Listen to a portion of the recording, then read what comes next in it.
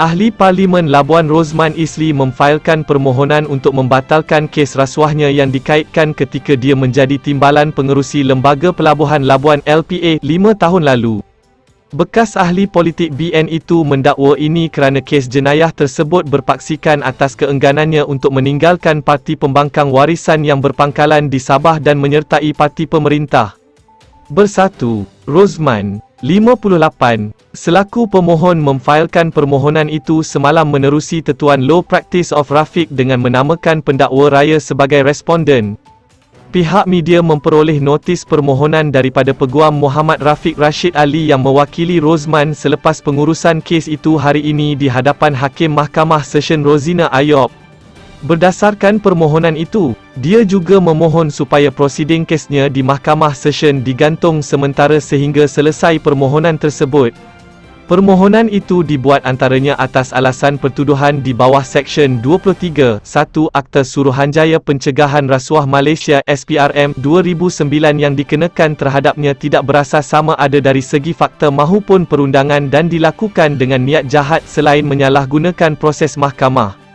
Pada 14 Oktober tahun lalu, Rosman didakwa atas pertuduhan rasuah, yang mendakwa dirinya menggunakan jawatannya ketika itu untuk mendapatkan kontrak kerajaan untuk sebuah syarikat, yang dikatakan mempunyai kepentingan yang dikaitkan dengan bapa dan adik lelakinya.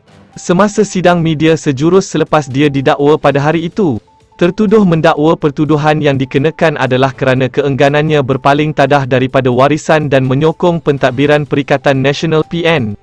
Menurut salinan afidavit bagi menyokong permohonan membatalkan saman itu, Rosman mendakwa antara mereka yang cuba memujuknya meninggalkan warisan adalah seorang pegawai SPRM, pembantu Perdana Menteri ketika itu Muhyiddin Yassin, dan seorang timbalan menteri. Dia mendakwa ini adalah sebahagian daripada usaha untuk cuba mendapatkan sokongannya sejak 29 Februari 2020. Susulan langkah Sheraton yang menyaksikan tumbangnya Kerajaan Pakatan Harapan kepada pentadbiran PN, yang kemudiannya diterajui oleh Presiden Bersatu Muhyiddin. Rosman mendakwa pada 16 Mac tahun itu, dia telah dipanggil oleh SPRM dari Putrajaya untuk merakamkan kenyataan semasa sesi yang berlangsung selama 6 jam. Katanya, seorang pegawai daripada Suruhanjaya itu didakwa bertanya mengapa begitu suka bagi ahli parlimen warisan itu meninggalkan parti tersebut dan menyokong Muhyiddin. Kenapa susah sangat nak sokong PM kita ini? Kalau YB, yang berhormat Rosman, beri sokongan, kerja saya pun jadi senang, dakwa ahli parlimen itu. Rosman juga mendakwa bahawa kemudian sekitar bulan Ramadan pada 2020, dia menerima panggilan telefon daripada seorang pembantu Muhyiddin, dan saya telah ditawarkan jawatan pengerusi Perbadanan Labuan dengan syarat saya menyertai parti PPBM Bersatu dan meninggalkan parti Warisan Sabah. Ahli Parlimen Labuan itu mendakwa pada masa yang sama pembantu itu memberi ugutan bahawa dia akan diheret ke mahkamah jika menolak tawaran tersebut. Rosman mendakwa pada pertengahan Mac tahun lalu, dirinya dihubungi oleh seorang pegawai dari ibu pejabat SPRM untuk memberikan tarikh lapang untuk dihadapkan ke mahkamah. Dakwanya, pada keesokan hari, dia menerima panggilan telefon daripada seorang kawan dari Sabah, yang menawarkan untuk membantunya bagi memastikan SPRM tidak meneruskan kes terhadapnya dengan syarat dia menyertai Bersatu dan menyokong Muhyiddin. Namun, menurut Rosman, dia menolak tawaran tersebut ketika berjumpa kawannya itu di Kota Kinabalu pada 23 Mac tahun lalu. Ahli Parlimen Labuan itu juga berhujah bahawa beberapa hari selepas itu, seorang timbalan menteri memanggilnya untuk berjumpa rakannya di SPRM, yang didakwa boleh membantunya daripada diheret ke mahkamah. Pemohon mendakwa dia turut menolak tawaran tersebut. Tertuduh mendakwa beberapa hari selepas itu, dia diberi notis mengejut untuk menghadiri pemeriksaan oleh SPRM pada 16 Julai tahun lalu.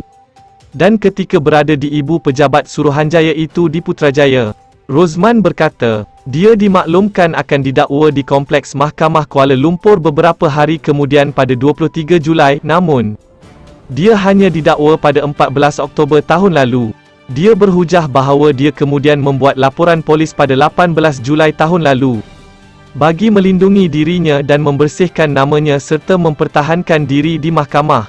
Saya dinasihati oleh peguam bela saya yang mana saya sesungguhnya percaya bahawa Mahkamah yang Mulia ini mempunyai kuasa untuk membatalkan dan atau mengetepikan pertuduhan yang dikenakan terhadap saya yang mana telah dilakukan dengan niat jahat, bersifat penindasan dan terjumlah kepada satu penyalahgunaan proses mahkamah. Saya juga dinasihati oleh peguam cara saya nasihat yang mana saya sesungguhnya percaya bahawa satu salah laksana keadilan akan berlaku jika pertuduhan terhadap saya tidak dibatalkan dan atau diketepikan serta-merta. Ia akan memberi kesan kepada rakyat dan pengundi-pengundi di Labuan bahawa seolah-olah saya berhadapan dengan kesalahan jenayah, kata Rosman dalam afidavit yang ditandatanganinya semalam. Mahkamah sebelum ini menetapkan 5 hari bermula 9 Mei ini untuk perbicaraan kes itu dan seramai 42 saksi pendakwaan akan memberi keterangan. Pertuduhan mengikut Seksyen 23(1) Akta SPRM dan boleh dihukum mengikut Seksyen 24(1) Akta sama yang membawa hukuman penjara maksimum 20 tahun dan denda 5 kali nilai suapan atau RM10,000 mengikut mana lebih tinggi jika sabit kesalahan.